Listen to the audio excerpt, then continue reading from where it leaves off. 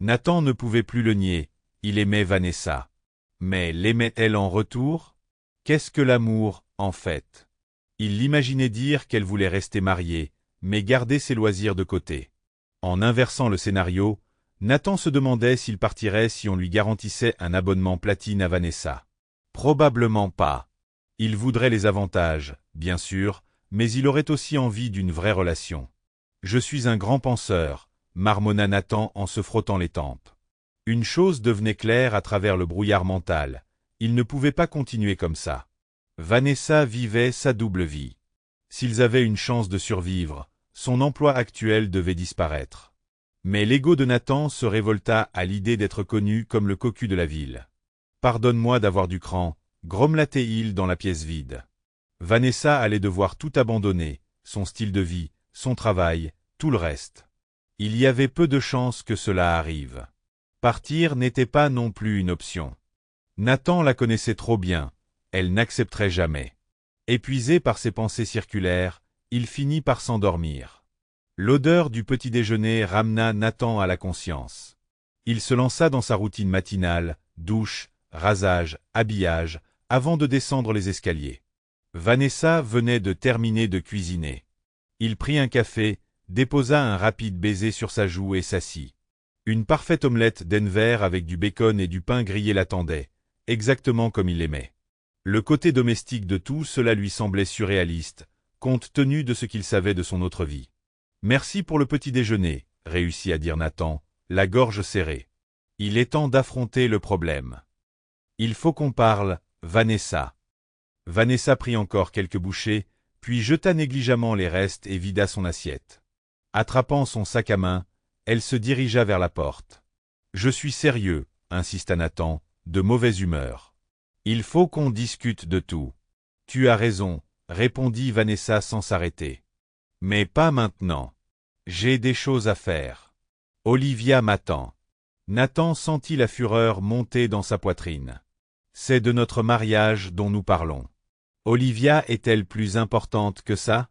Vanessa s'arrêta et se tourna vers lui. « Écoute, mon cœur. Je sais que tu penses que c'est urgent, mais j'ai des engagements. Je rentrerai tard à la maison, mais si tu es encore debout, on pourra en parler.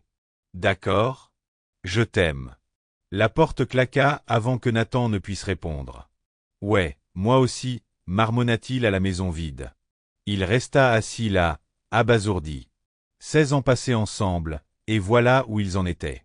Nathan se traînait jusqu'au travail, mais il avait du mal à se concentrer. Sa secrétaire ne cessait de lui demander comment il allait, se demandant probablement s'il avait finalement perdu la boule. À l'heure du déjeuner, il en avait assez et décida de partir plus tôt que prévu. Il avait besoin de parler à quelqu'un de ce désastre, mais à qui? Puis il comprit, sa sœur, Samantha. Si quelqu'un pouvait l'aider à surmonter ce désastre, c'était elle. Il composa le numéro de son bureau et fut immédiatement mis en communication. « Dis donc, petit frère », la voix chaleureuse de Samantha résonna dans la ligne. De 3 ans son aînée et 2 fois plus sage, elle avait toujours été son roc. « Quoi de neuf? Tu as quelques minutes ?» demanda Nathan, la voix tendue. « J'ai besoin de parler. »« C'est grave, hein ?» Le ton de Samantha devint sérieux. « Viens, je vais me vider la tête. On va régler ça. » Nathan sentit une petite vague de soulagement l'envahir. « Merci, Samantha. J'apprécie vraiment. » Il quitta le travail en marmonnant quelque chose à sa réceptionniste perplexe au sujet de son absence pour la journée. Lorsqu'il arriva au bureau de Samantha, il fut immédiatement introduit. Samantha leva les yeux de son bureau, l'inquiétude gravée sur son visage. Elle traversa la pièce et l'enveloppa dans une étreinte fraternelle avant de le conduire vers le canapé. « Ne le prends pas mal, Nathan, mais tu as une sale tête, » dit-elle sans détour. « Que se passe-t-il? Est-ce Vanessa ?» Nathan hocha la tête, sentant le foutu bordel sur le point d'exploser. « Ouais, et ça me rend folle. »« Dis-moi tout, » insista Samantha, s'installant dans ce qui promettait d'être une conversation longue et pénible. Nathan prit une profonde inspiration et raconta tout. Il raconta à Samantha comment il avait découvert la vie secrète de Vanessa à Saphirski, les bibelots coûteux qu'elle avait achetés avec elle, ses revenus, ses liaisons avec Trevor et le maire Richard Thompson, tout ce désordre sordide. Samantha écoutait, ses yeux s'écarquillaient à chaque révélation. Lorsque Nathan eut fini, elle se rassit, digérant tout cela. « Alors tu me dis que Vanessa, ta femme depuis 16 ans, a vécu cette double vie tout le temps ?» demanda-t-elle, sa voix mêlant incrédulité et colère. Nathan hocha la tête, les épaules affaissées. « Ouais, ça résume bien la situation. » Samantha le fixa un long moment avant de parler. « Et tu ne sais pas quoi faire ?» demanda-t-elle, incrédule. « Quelque chose comme ça, » marmonna Nathan. L'instant d'après, la main de Samantha toucha l'arrière de sa tête. Nathan poussa un cri, plus de surprise que de douleur. « Votre femme est une prostituée et vous ne savez pas quoi faire. Écoute, je t'aime, petit frère, mais prends ça comme une forme d'amour dur. Es-tu né aussi stupide, ou as-tu dû travailler pour y parvenir ?» Nathan resta bouche bée devant sa sœur.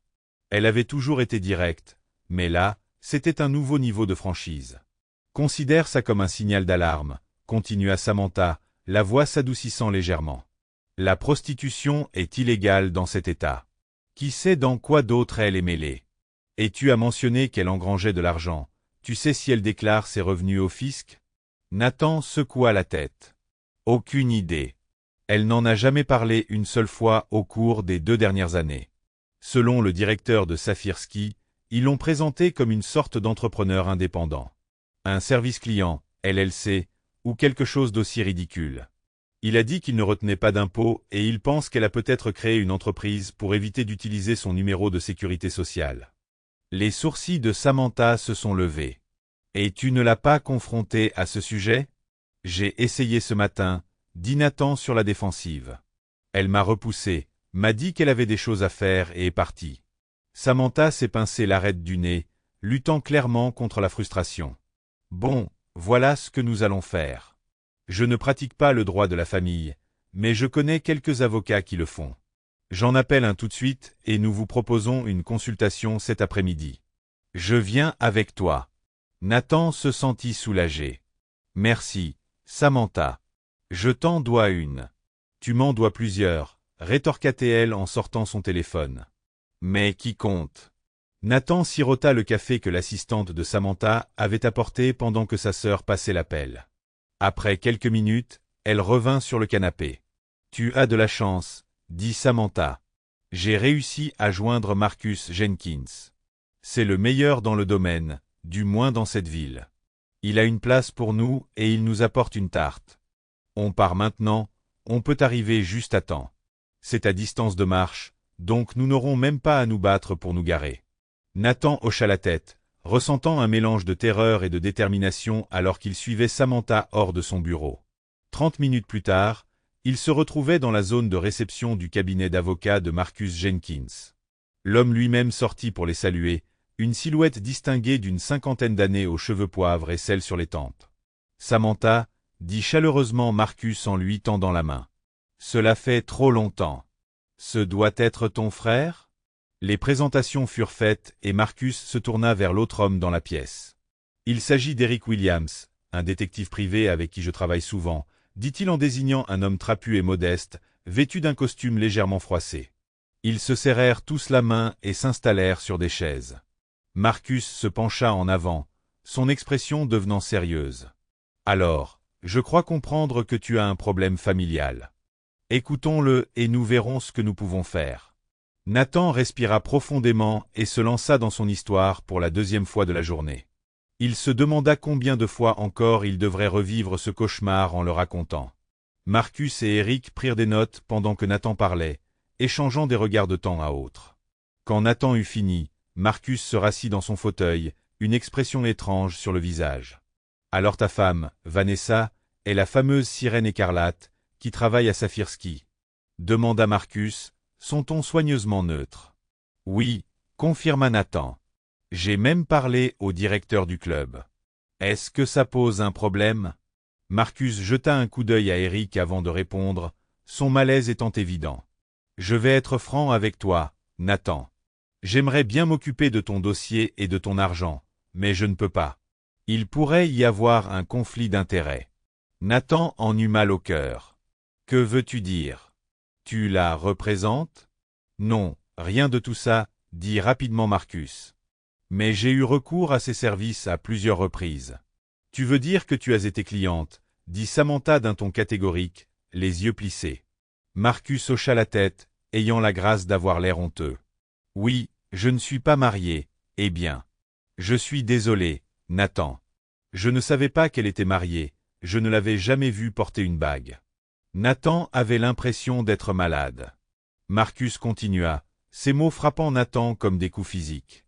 À vrai dire, Nathan, elle s'occupe probablement de la plupart des avocats spécialisés en divorce de la ville, probablement du comté. Quelques juges, le maire Thompson, comme vous le savez déjà, et la rumeur court, 1 ou 2 sénateurs d'État. On raconte même qu'elle aurait eu 1 ou 2 relations avec le gouverneur. Je croyais que la prostitution était illégale dans cet État, dit Nathan d'une voix faible. Marcus haussa les épaules. C'est vrai. Il n'y a pas eu d'échange direct d'argent, et elle a appelé ça une thérapie de stress. Je sais que c'est une ligne fine, mais c'est comme ça que ça a été formulé. La tête de Nathan tournait. Alors, à quoi dois-je m'attendre si je décide de divorcer? L'expression de Marcus était sombre. Je peux résumer ta situation en 2 mots. Tu es foutu. C'est un état sans faute, donc tu ne peux même pas évoquer l'adultère dans un divorce. Même si tu le pouvais, ça n'aurait pas d'importance puisque tu as déjà dit que tu avais accepté un mariage ouvert dès le départ. Il a continué, chaque mot enfonçant le couteau plus profondément. C'est un état où les biens sont communs, ce qui signifie que vous devrez tout partager. Compte bancaire, épargne, maison, plan de retraite, etc. Pas d'enfants, donc pas de pension alimentaire, mais vous pourriez devoir payer une pension alimentaire. Une pension alimentaire? Nathan bafouilla.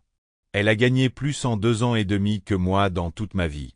Pourquoi devrais-je payer une pension alimentaire? As-tu quelque chose qui montre combien elle a gagné? Demanda Marcus. Des formulaires 1099, quelque chose comme ça? Nathan secoua la tête, vaincu. Rien. C'est bien là le problème, a dit Marcus. En plus de cela, elle peut engager le meilleur avocat que l'argent puisse acheter, accumuler toutes sortes de frais juridiques et faire payer le tribunal. Il y a 1001 façons de faire durer le processus. Par exemple, en faisant appel à un conseiller. On se retrouve sans aucune preuve concrète à présenter au tribunal. Nathan s'effondra sur sa chaise. Alors, que suis-je censé faire? Marcus hésita. Eh bien, tu pourrais simplement partir. Ne lui dites pas où vous allez. Ne lui donnez aucune information.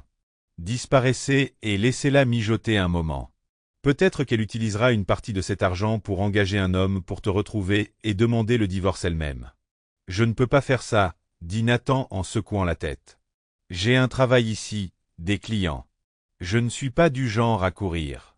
Eric, qui était resté silencieux jusqu'à présent, s'éclaircit la gorge. J'ai peut-être une idée.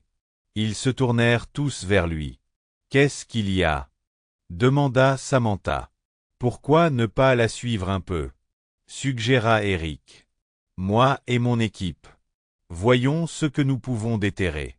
J'ai encore des amis à Vis, et je sais qu'ils ont hâte de jeter un œil aux cieux saphirs depuis un moment maintenant. L'endroit est glissant. Ils semblent toujours savoir quand des policiers infiltrés débarquent.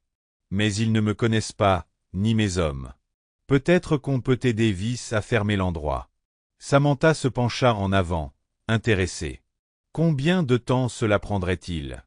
2 semaines maximum, dit Eric. Si tu es prêt à payer la facture, ajouta-t-il en regardant Nathan. Nathan réfléchit. Ce serait cher, mais il avait besoin de quelque chose. Bien sûr, dit-il finalement. Allons-y. J'économisais pour une autre croisière, mais tant pis pour ça maintenant. Eric hocha la tête et tendit à Nathan sa carte et un formulaire à remplir. Nathan le signa et lui tendit un chèque pour la compte. Fais-moi juste savoir qui finira par te représenter, dit Eric. Je m'assurerai qu'il reçoive une copie de mon rapport. Marcus se leva et tendit la main à Nathan. Je suis désolé de ne pas pouvoir faire plus pour toi, Nathan. Nathan le secoua, engourdi. Tu m'as aidé. Merci pour ton temps. Alors qu'il s'apprêtait à partir, Samantha fixa Marcus d'un regard d'acier. Si j'étais toi, Marcus, j'éviterais cet endroit à partir de maintenant. Toi et moi savons tous les deux ce qui s'y passe, et je détesterais te voir dans l'embarras avec le barreau de l'État. Marcus hocha la tête, réprimandé. Compris, conseiller. Samantha et Nathan quittèrent le bureau de Marcus, retournant chez elle.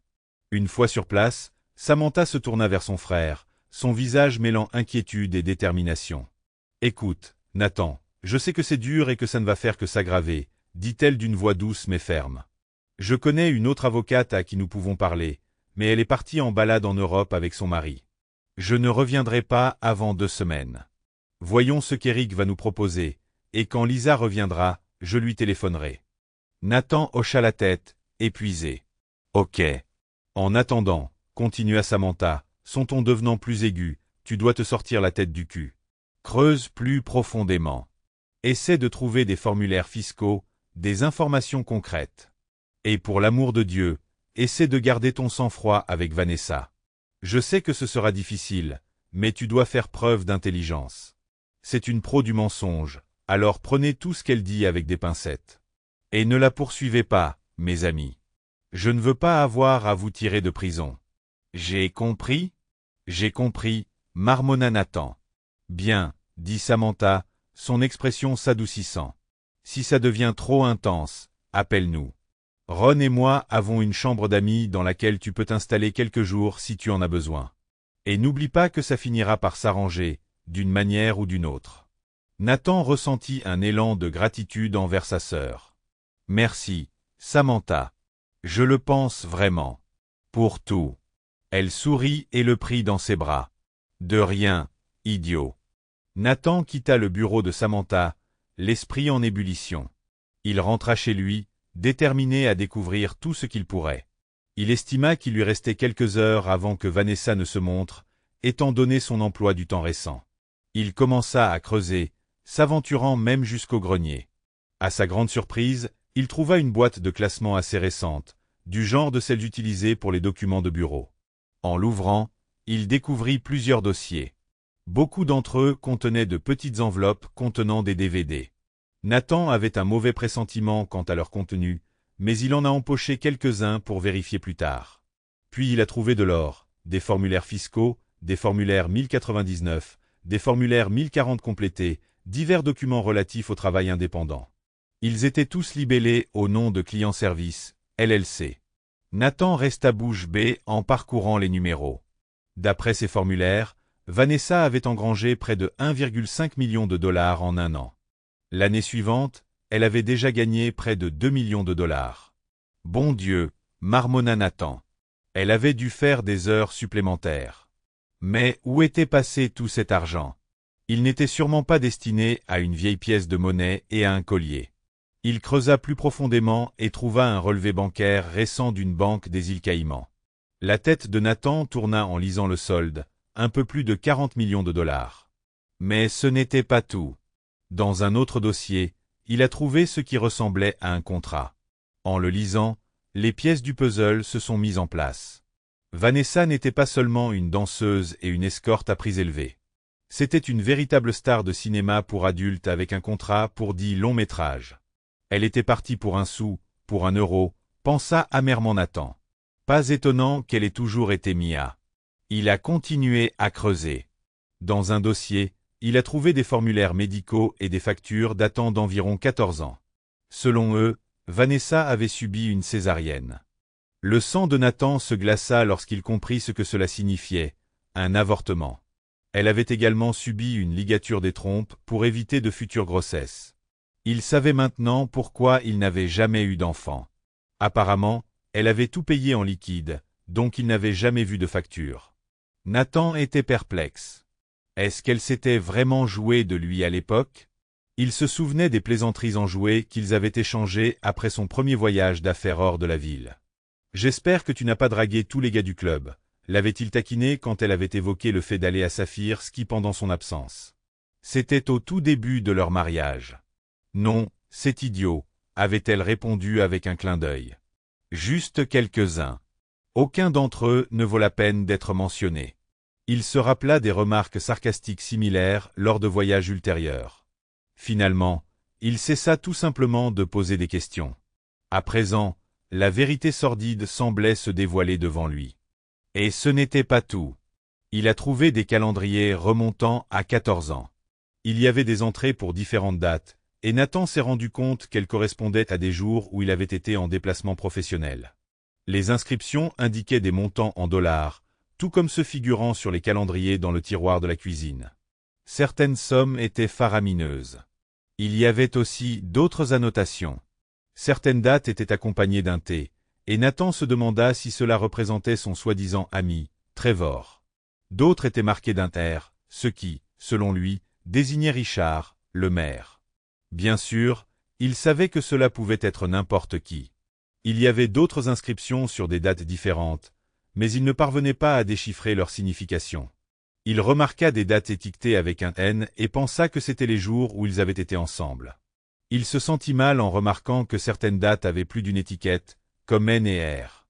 L'idée qu'elle ait pu être avec lui après avoir été avec un autre homme lui retourna l'estomac. Derrière les calendriers, il trouva un petit registre. Il semblait qu'elle avait commencé à le tenir après 2019, ce qui expliquait pourquoi il n'avait rien vu au-delà de cette date sur le calendrier trouvé dans la cuisine. Il y avait des entrées individuelles, des notes de conseil et des entrées encore plus importantes, des notes d'honoraires, qui apparaissaient environ tous les 3 mois. Il n'a pas fait le compte, mais il semble qu'elle aurait pu facilement gagner quelques millions par an. En creusant davantage, il a trouvé des enveloppes remplies d'argent liquide. Au total, il a compté environ 6 000 $. Il découvrit aussi des dossiers de photos de Vanessa. Certaines la montraient sur scène, d'autres avec un ou souvent plusieurs hommes. Il se demanda pourquoi elle avait laissé celle-ci ici et en avait mis d'autres dans le dossier qu'il avait trouvé dans la cuisine. Nathan a rassemblé la demande, les documents de l'hôpital, les formulaires fiscaux et le contrat avec Saphir Ski Productions. Il s'est rendu à son bureau à domicile et a fait des photocopies sur leur imprimante. Il a appelé Samantha pour lui faire part de ses conclusions. « Ok, scannez tout et envoie-le-moi par email, d'accord ?» répondit Nathan, en lançant déjà le scanner. Cela ne lui prit pas longtemps, et quand il eut fini, il remit soigneusement tout en place, espérant que Vanessa ne remarquerait pas que sa boîte avait été dérangée. Il retourna à son ordinateur et prit l'un des DVD. Quelque chose lui disait qu'il regretterait d'avoir regardé ce qui s'y trouvait, mais il se sentit obligé de regarder. Son hypothèse initiale s'est avérée correcte. Les premières vidéos la montraient dans une chambre de motel avec des clients. Il a éjecté ce disque et en a inséré un autre. Celui-ci montrait plus de la même chose, mais les vidéos suivantes étaient différentes. Elle la montrait avec un seul homme. Sur l'une d'elles, il reconnaît le maire Richard Thompson. Sur une autre, il reconnaît Trevor, son soi-disant ami. La dernière vidéo du disque montre Vanessa et son amie Olivia. Le doigt de Nathan planait sur le bouton d'arrêt, mais il ne parvenait pas à appuyer dessus. « Mon Dieu, c'était incroyable !» ronronna Olivia à l'écran. « N'était-ce pas juste ?» répondit Vanessa d'une voix rauque. « Je parie que le pauvre Nathan perdrait la tête s'il nous voyait maintenant », gloussa Olivia. Vanessa rit, comme un coup de couteau dans le ventre de Nathan. Il demanderait probablement un manuel d'instruction ou quelque chose pour comprendre ce qui vient de se passer, dit-elle, provoquant le rire de son ami. « Alors, combien de temps encore comptez-vous continuer comme ça ?» demanda Olivia, son ton devenant sérieux. Vanessa haussa les épaules à l'écran. « Je ne sais pas. Aussi longtemps que je peux, je suppose. Peut-être encore quelques années. Saphir, ce qui m'a captivé pendant un certain temps encore, au moins jusqu'à ce que j'ai terminé les 10 films. Nathan ne le sait pas et, avec un peu de chance, il ne le saura jamais. Ma fille, penses-tu pouvoir retourner un jour vers un seul homme ?» demanda Olivia, les sourcils froncés. « Honnêtement ? Je ne pense pas, » répondit Vanessa. « Nathan est un type sympa, mais il ne pourrait jamais me satisfaire tout seul. Plus maintenant. De plus, on le fait à peine 2 fois par semaine ces derniers temps, et encore moins ces derniers temps. Tu crois qu'il a quelque chose à côté ?» demanda Olivia. « Non, pas Nathan, » répondit Vanessa d'un ton dédaigneux. « Une fois, il y a longtemps, mais c'était tout. »« Mais sérieusement, » insista Olivia. « Tu sais qu'il finira par le découvrir. Ce n'est pas comme si tu avais gardé tout ça secret. Je veux dire, tu as été photographié en public avec le maire. »« Je ne sais pas, » soupira Vanessa. « Peut-être que je vais m'en remettre à sa clémence ou quelque chose comme ça. Même s'il me met à la porte ou divorce, j'ai beaucoup d'argent. Ce sera dur, mais je m'en sortirai. Je ne pense pas que je lui manquerai beaucoup. De toute façon, je ne suis presque jamais à la maison ces jours-ci. Soudain, Olivia a levé les yeux vers la caméra. Dis, éteins ça, tu veux bien, Daniel? Daniel. C'était le mari d'Olivia? La vidéo s'est brusquement coupée. Nathan se rassit, l'esprit en ébullition. Il savait qu'il devrait avoir une discussion avec Daniel avant que tout cela ne soit terminé. Il se demandait à quel point cet homme était au courant des frasques de leur femme. Nathan éjecta le disque, les mains légèrement tremblantes. Il rangea tous les DVD dans le tiroir de son bureau, puis s'effondra sur sa chaise, essayant de traiter tout ce qu'il venait de voir et d'entendre. Au bout d'un moment, il éteignit l'ordinateur, prit une bière et s'effondra sur le canapé devant la télé. Il n'avait même pas remarqué ce qui se passait, c'était juste un bruit blanc pour couvrir ses pensées. Cela l'a frappé soudainement, et il s'est rendu compte qu'il pleurait. En colère contre lui-même pour cette démonstration de faiblesse, il a marché à l'étage et s'est aspergé le visage d'eau froide. En regardant son reflet, Nathan se reconnaissait à peine. Son visage était marbré, ses yeux gonflés de larmes. Mais une chose était claire comme de l'eau de roche, le divorce était la seule issue. Il n'y avait aucune chance qu'il reste avec une femme qu'il ne pouvait pas satisfaire, une femme qui lui avait menti pendant tout leur mariage. Il redescendit péniblement les escaliers et trouva une triste excuse pour manger un sandwich. Tout ce drame lui donnait faim, mais il n'arrivait pas à trouver l'énergie de sortir. Jetant un œil à l'horloge, il vit qu'il était déjà 22 heures. Le temps passe vite quand on voit sa vie bouleversée, pensa-t-il amèrement. Vanessa était toujours Mia. Pas de message, pas d'appel. Elle avait dit qu'elle rentrerait tard à la maison, et Nathan avait maintenant une assez bonne idée de la raison. Il a lancé l'application Life 360 sur son téléphone. Oui, elle était à Saphir Ski. Bien sûr qu'elle l'était. Il éteignit le téléphone et se traîna jusqu'au lit. Le bruit de la porte du garage qui s'ouvrait le réveilla en sursaut. L'horloge indiquait 2h30 du matin. Génial. C'est officiellement mon anniversaire, pensa Nathan avec sarcasme. Joyeux anniversaire à moi. Il se demanda cyniquement combien elle avait gagné aujourd'hui. Il entendit les pas de Vanessa monter les escaliers. Elle s'arrêta près du lit et il sentit qu'elle lui touchait la joue. Quand elle s'écarta, il ouvrit un œil pour la voir triste. Elle disparut dans la salle de bain, en ressortant quelques minutes plus tard dans une longue chemise de nuit. Elle grimpa dans le lit et commença à se blottir contre lui, mais Nathan se roula sur le côté, mettant autant de distance que possible entre eux. Elle embrassa le haut de sa tête et se réinstalla sur le côté. Il crut l'entendre pleurer doucement dans son oreiller, mais il ne parvint plus à s'en soucier.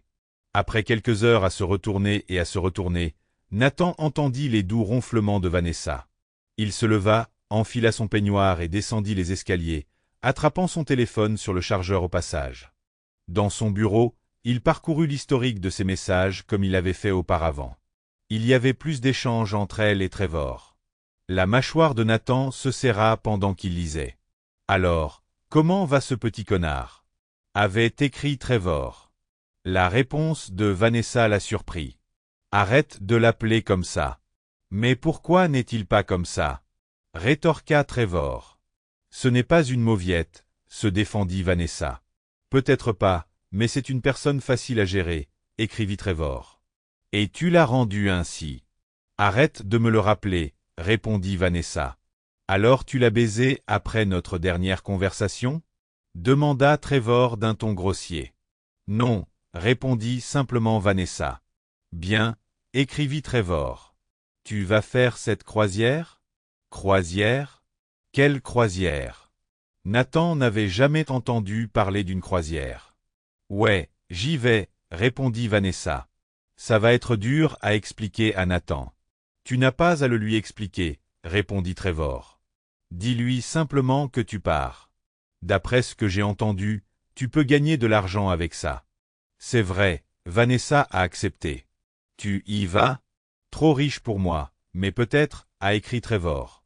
D'après ce que j'ai entendu, ils sont déjà tous vendus. À peu près, a confirmé Vanessa.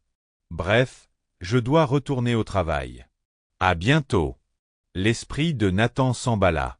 Il devait se renseigner sur cette croisière. Est-ce qu'elle allait vraiment partir en voyage sans le lui dire, ou pire, l'annoncer et s'attendre à ce qu'il se rende? Il a creusé plus profondément et a trouvé un message qui ressemblait à un virement bancaire. En l'ouvrant, il a vu qu'elle avait réussi à amasser plus de 2500 $ rien que pour la journée. Pas étonnant qu'elle puisse se permettre des croisières mystères. Se sentant mal, Nathan referma tout et remit son téléphone sur le chargeur.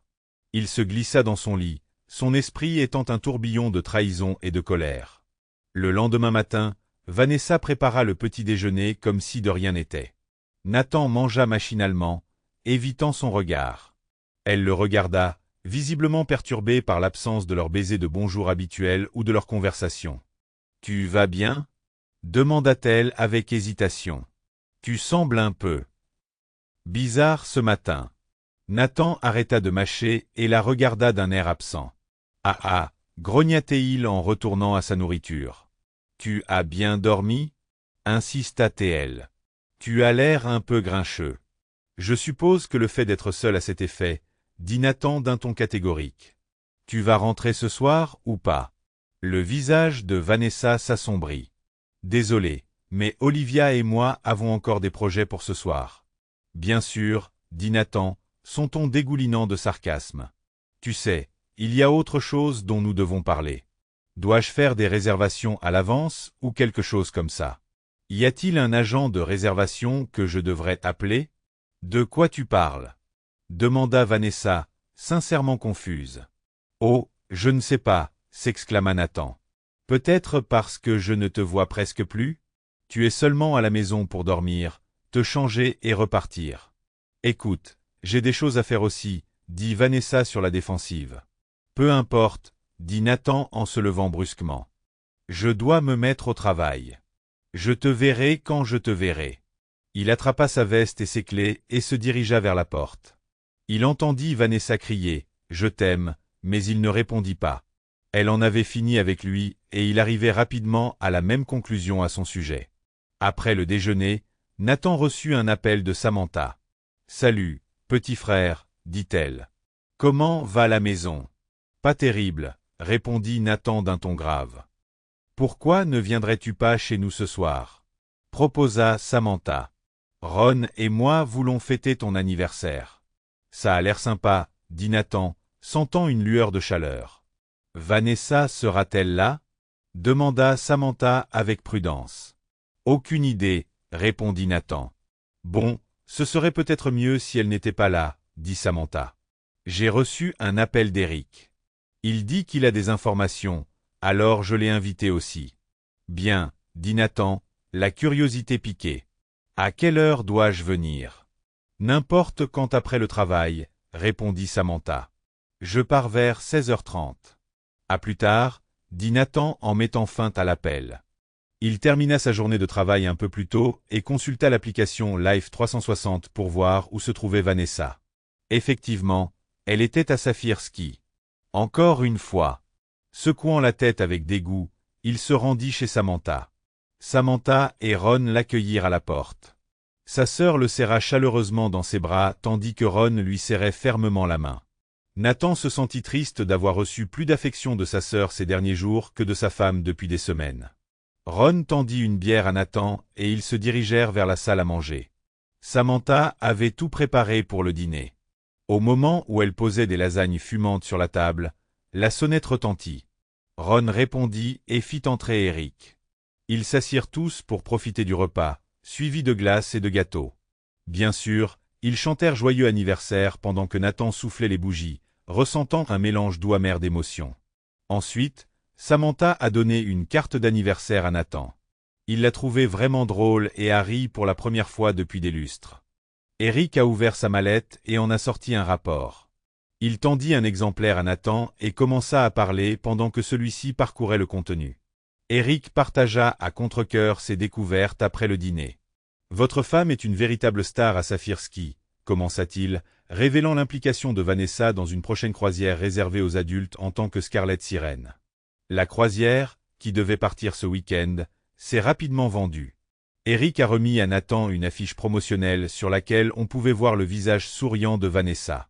Il a également révélé que la croisière servirait au tournage de son prochain film pour adultes, les détenteurs de billets pouvant assister à des représentations en direct. Nathan se sentit mal. « Joyeux anniversaire », murmura-t-il amèrement. Se tournant vers Samantha, Nathan lui demanda des nouvelles de son amie avocate.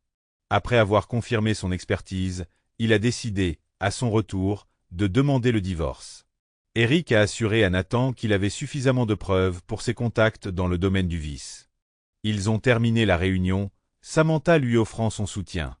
Nathan rentra chez lui dans une maison vide, s'effondrant dans son lit pour un sommeil agité. L'odeur du bacon le réveilla le lendemain matin. Après s'être préparé pour le travail, il descendit les escaliers. « Où étais-tu hier soir » demanda Vanessa alors qu'il s'asseyait à la table. « J'ai essayé d'appeler la maison, mais il n'y avait pas de réponse. » Chez Samantha, dit Nathan d'un ton catégorique. Elle et Ron m'ont organisé une fête d'anniversaire. Les yeux de Vanessa s'écarquillèrent. « Oh mon Dieu, c'était ton anniversaire hier ? J'avais complètement oublié.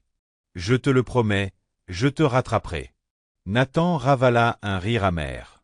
Comme si ses promesses avaient encore une quelconque valeur. « Ne t'inquiète pas, dit-il froidement. Pour que tu saches, je passe la soirée avec Olivia, dit-elle en changeant de sujet. Nous prenons l'avion pour Miami tôt demain matin pour faire du shopping. Oh, demanda Nathan, son ton semblant faussement désinvolte. Quand est-ce que cela est arrivé? On en parle depuis des jours, dit-elle. Je sais que c'est une affaire de dernière minute. Mais elle dit qu'il y a des tonnes de marché aux puces ce week-end et que nous pouvons faire des affaires incroyables. Est-ce que ce voyage de shopping comprend une croisière de 5 jours dans les Caraïbes? Demanda Nathan sans détour. Vanessa se figea, le choc se lisant sur son visage. De quoi tu parles? De quelle croisière? Ne fais pas l'idiot, s'exclama Nathan. Il sortit le poster qu'Eric lui avait donné et le jeta sur la table. Cette croisière. Celle avec Scarlett Sirène. Ouais, je sais qui est-ce que tu es. Arrête de mentir. Tu m'as menti tout au long de notre mariage, n'est-ce pas, Sirène? Je ne sais pas de quoi tu parles, dit-elle faiblement. N'importe quoi, dit Nathan en élevant la voix. Est-ce que tu allais me parler de ton avortement il y a 14 ans? Je me suis toujours demandé pourquoi nous n'avions jamais eu d'enfant, et maintenant je le sais. Il a jeté les papiers de l'hôpital sur la table. Tu t'es fait ligaturer les trompes à l'époque aussi. Dis-moi la vérité. Était-ce mon bébé? Le visage de Vanessa se décomposa. Je ne sais pas, murmura-t-elle. J'étais avec un groupe de gars pendant ton absence. Je ne savais pas à qui appartenait ce téléphone et je ne pouvais pas prendre le risque que ce ne soit pas le tien. Je suis désolé. J'aurais dû te le dire. Oui, tu aurais dû, dit Nathan d'une voix froide. Il te payait pour entrer dans ces lieux? Comment peux-tu me demander ça? S'exclama Vanessa, indignée. Oh, s'il te plaît, se moqua Nathan. Je sais tout de ta carrière d'escorte et d'actrice à prix élevé. Depuis combien de temps acceptes-tu de l'argent? Vanessa tremblait, les larmes coulaient sur son visage. J'ai commencé à accepter de l'argent pour me divertir. Après l'avortement, dit-elle doucement. Nathan secoua la tête avec dégoût. Nous avons eu un mariage ouvert, tu te souviens? Nous étions tous les deux d'accord. Oui, nous étions d'accord, dit Nathan, la voix plus haute. Mais je pense qu'être ouvert implique un certain niveau d'honnêteté et de respect envers son partenaire. La vérité, c'est que tu m'as manqué de respect, tu m'as humilié et tu m'as menti pendant au moins 14 ans. N'est-ce pas vrai? Pour l'amour de Dieu, tu as eu une liaison avec le maire. Il a jeté sur la table une coupure de journal la montrant avec le maire Thompson. Mais tu n'es pas complètement innocent, dit Vanessa sur la défensive. Non, pas innocent, admit Nathan. Au début de notre mariage, j'ai eu une aventure avec Cindy. Mais c'est tout.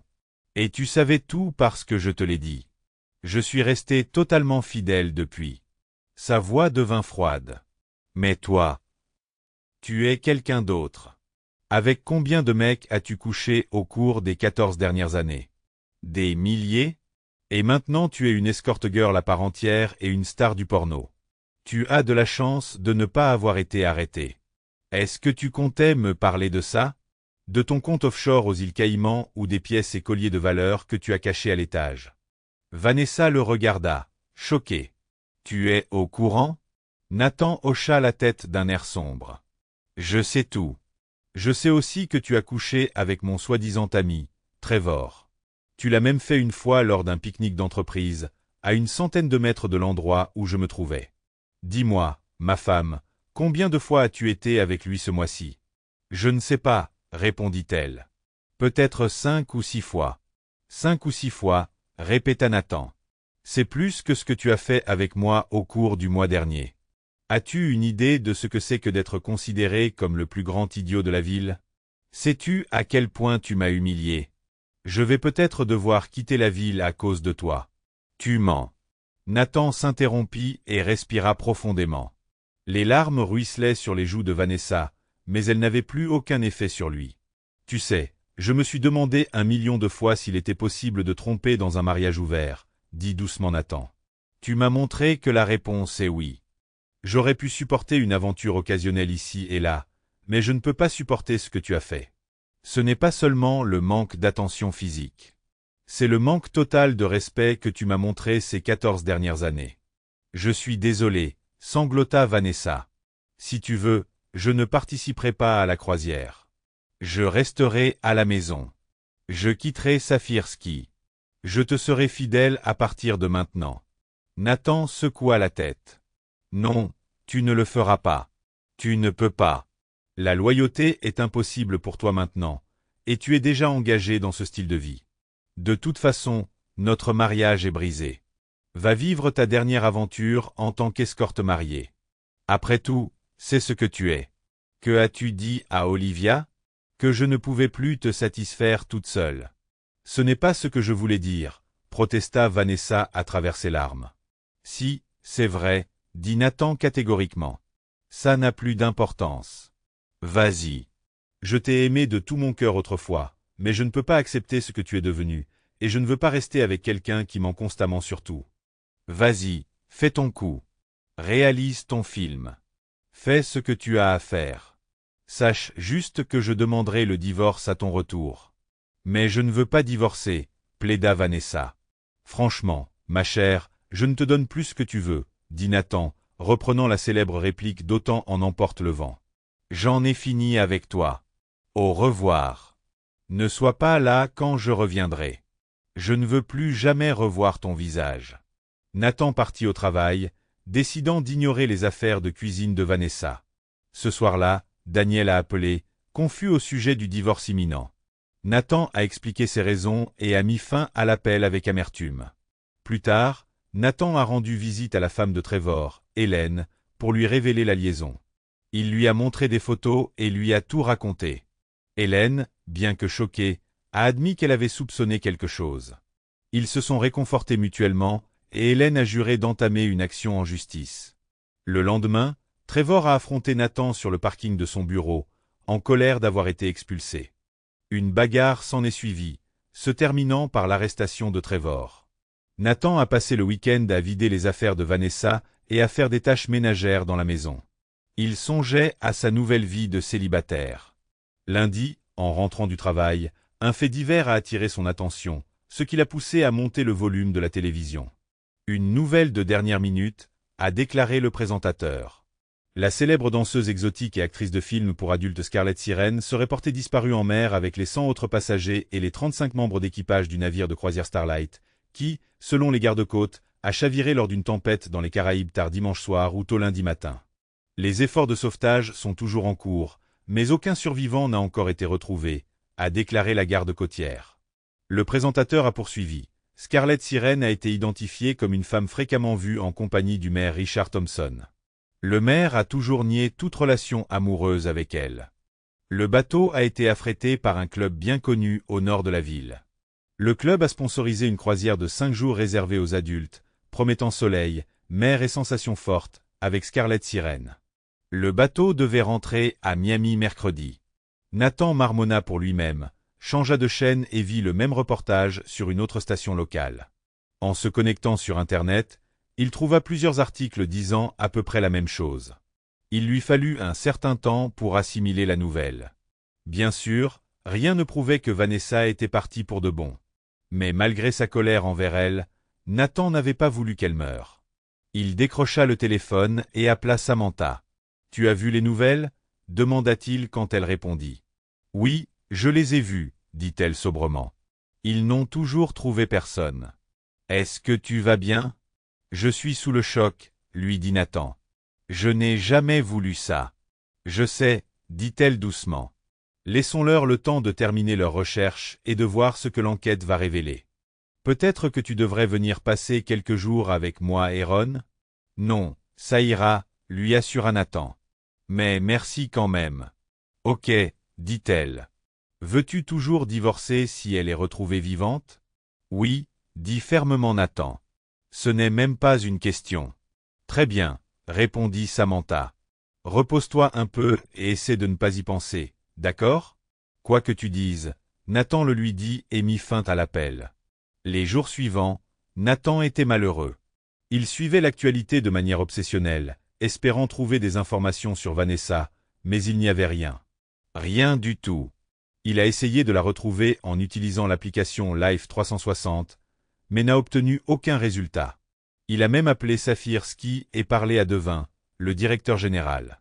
L'homme se souvenait de Nathan ce dimanche-là où il était passé le voir. « Je suis désolé, Nathan, » dit Devin. « Je n'ai rien entendu. Je te promets que si j'ai des nouvelles, tu seras la première personne que j'appellerai. »« Merci, » dit Nathan et il mit fin à la conversation. Quelques jours après les premiers rapports, Samantha conduisit Nathan chez Olivia et Daniel pour qu'ils puissent récupérer la voiture de Vanessa. Il ne put s'empêcher de remarquer la pile de papier sur le porche, et il était évident que personne n'était venu depuis un moment. Nathan n'avait eu de nouvelles de personne depuis près de 5 mois. Pourtant, il ne restait pas les bras croisés à s'apitoyer sur son sort. Il avait tout le temps de réfléchir et d'introspecter quand il n'était pas occupé par son travail et ses tâches ménagères. Il s'est rendu compte qu'il était encore un bel homme, même s'il n'avait pas encore 40 ans. Il avait encore une chevelure abondante, était en relativement bonne forme physique et avait toute la vie devant lui. Il a décidé qu'il était encore assez jeune pour avoir un enfant s'il pouvait trouver une femme qui voulait vraiment fonder une famille avec lui. Nathan se rendit compte, avec un certain embarras, que ses premières réflexions sur un mariage libre étaient probablement la conséquence du fait que Vanessa et lui s'étaient mariés si jeunes. S'il devait se remarier, il insisterait certainement sur l'exclusivité. Il ne voulait certainement pas revivre ce qu'il avait vécu avec Vanessa. Un jour, Nathan rentra chez lui et trouva dans sa boîte aux lettres une lettre d'un certain James Hawkins, Esquire. La lettre lui demandait de contacter le bureau dès que possible au sujet de la succession de Vanessa White, alias Scarlett Sirène. Nathan appela et fixa un rendez-vous pour le lendemain matin. James se leva et le salua avec un léger sourire tandis que Nathan était conduit dans son bureau. Après le départ de la réceptionniste, il demanda à Nathan de s'asseoir. « Veuillez accepter mes condoléances pour votre perte, » dit formellement James. « Il y a environ 4 mois, nous avons appris que les autorités avaient déterminé que tous les passagers du Starlight avaient péri en mer. Depuis, la succession de votre femme est en cours d'homologation. » Il a remis un chèque à Nathan et lui a demandé de signer. Nathan regarda et vit que le chèque était d'1,5 million de dollars. « Je suis désolé, James, » dit Nathan, confus. « J'ai vu un relevé il n'y a pas si longtemps qui disait qu'elle avait plus de 40 millions sur son compte. Qu'est-il arrivé au reste? Aux impôts ?» James haussa les épaules. « Non, son compte était bien en dessous du seuil des droits de succession. Je ne sais pas quoi vous dire. C'est ce qui se trouvait sur le compte lorsque les autorités ont rendu leur décision, moins ses dépenses récentes, qui n'étaient pas si importantes. Elle a également indiqué qu'elle possédait une collection de pièces de monnaie de grande valeur et plusieurs colliers qui, je crois, valent aujourd'hui environ 1 million de dollars au total, a poursuivi James. « Oui, je sais où ils sont, » a déclaré Nathan. « Bien, parce qu'elle te les a laissés avec tout le reste de sa succession, » a dit James. « Elle t'a aussi laissé ça juste avant la croisière, » a-t-il ajouté, en tendant à Nathan une enveloppe avec son nom écrit de la main de Vanessa. « Je ne l'ai pas lu, donc je n'ai aucune idée de ce qu'elle dit. » Nathan n'avait pas envie de le lire devant James, alors il le glissa dans sa poche. « Je le lirai plus tard, » dit-il. Ils finirent de lire son testament, et Nathan signa tout ce que James lui avait indiqué. Une fois terminé, James referma le dossier, tendit une copie à Nathan et le regarda. « Une fois de plus, je tiens à vous exprimer mes plus sincères condoléances, » dit-il. « Prévoyez-vous d'organiser une cérémonie commémorative pour elle? Non, répondit catégoriquement Nathan. James semblait un peu déconcerté. Tu ne comprends pas, expliqua Nathan. Nous ne nous sommes pas quittés en bons termes. Je vois, dit James. Peut-être devrais-tu parler à un conseiller pour t'aider à surmonter ton deuil. Si tu veux, je peux te recommander quelqu'un. Je vais y réfléchir, dit Nathan. Merci quand même pour l'offre. Ils se dirent au revoir et Nathan partit pour retourner au travail. Il sortit l'enveloppe que James lui avait donnée et lut la lettre que Vanessa avait écrite. Mon cher Nathan, commençait la lettre. Nathan renifla et continua à lire. La lettre révélait l'infidélité de Vanessa, son avortement secret et sa descente dans la prostitution. Elle se terminait par une demande de pardon que Nathan avait du mal à croire. Il jeta la lettre dans le tiroir de son bureau, hésitant à lui pardonner. Quelques jours plus tard, Alice Hawkins, de First Fidelity Life Insurance, est venue au bureau de Nathan. Elle lui a remis un chèque de 2 millions de dollars provenant de la police d'assurance de Vanessa, qui contenait une clause de double indemnité. Nathan a signé, incrédule. La vie a continué. On ne pouvait pas dire que ce soit amusant, mais au moins le drame était terminé puisque Vanessa et Trevor avaient disparu de sa vie. Samantha, cependant, a décidé de jouer les entremetteuses et a passé les 2 années suivantes à lui organiser des rendez-vous. La plupart des femmes qu'elle lui présentait étaient amusantes et intéressantes, et il passait de bons moments avec elles. Il avait même eu de brèves relations avec certaines d'entre elles. Mais il n'y avait aucune étincelle avec aucune d'entre elles. Jusqu'à ce qu'elle lui présente Sophia Carson. Sophia était une femme divorcée de 36 ans qui avait surpris son mari au lit avec une autre femme. Étrange, pensa Nathan. Il y a quelques années, cela ne l'aurait pas beaucoup dérangé. Mais à présent, il voit les choses différemment et ressent de l'empathie pour elle. Il lui raconte son histoire et ils discutent de la question de la fidélité. Alors, je suppose que tu n'aimes pas l'idée d'une relation libre? Demanda Nathan. Oh, non, répondit-elle. Si c'est ce que tu veux, tu peux rester célibataire. Nathan réfléchit attentivement à ses paroles et comprit qu'elle avait raison. Tu sais, je suis plutôt d'accord, dit-il. Ils semblaient bien s'entendre et sortir ensemble pendant 6 mois avant que Nathan ne la demande en mariage. Sophia poussa un cri de joie en le serrant dans ses bras. Un peu plus d'1 an plus tard, elle donna naissance à un beau petit garçon.